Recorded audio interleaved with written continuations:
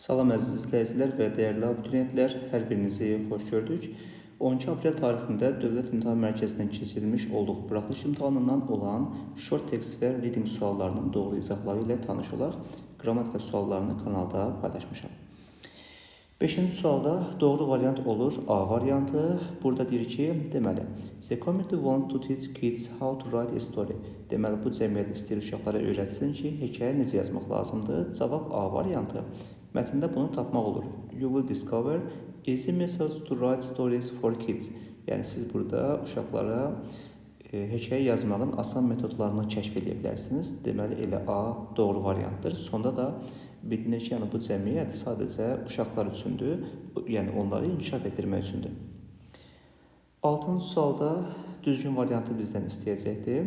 C variantına baxırıq. Müştərilərdən xahiş olunur ki, deməli, bazarlığı saat 5-ə qədər finish bitirsinlər. Deməli, baxırıq ilk cümləyə. We would like to inform you that our shop will close early today at 5 p.m.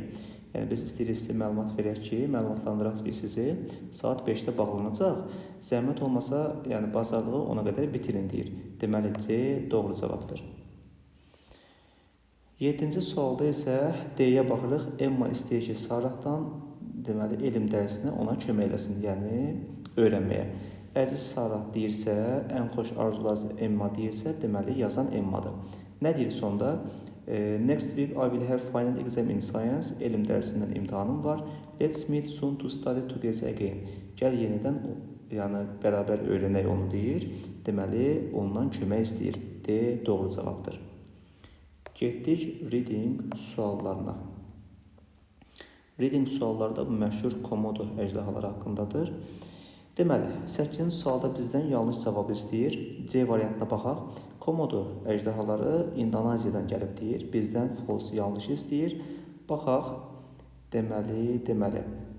Burada belə bir cümlə var. It is believed that Komodo dragons came from Australia. Yəni, Avstraliyadan gəlib deyir. İndoneziyadan gəlməyibdir. Ona görə 8-də C oldu bizim yanlış cavabımız. Yəni, lazım olan cavab belirləyək.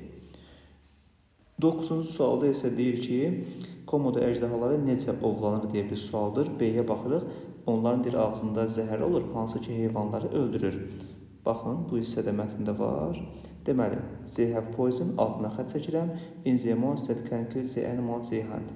Deməli, onların ovladığı heyvanı öldürmək üçün ağızlarında zəhər var. Deməli, 9-da B variantı doğru oldu.